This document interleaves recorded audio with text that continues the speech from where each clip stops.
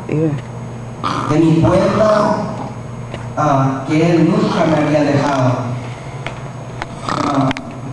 Yo me di cuenta que Él nunca me había dejado. Hasta este día, Él nunca me ha dejado. Gracias a Él, gracias por su obra misionera, porque yo soy un parte de su obra misionera, porque yo también soy una alma recogida por Él y salvado por Él, gracias a Él.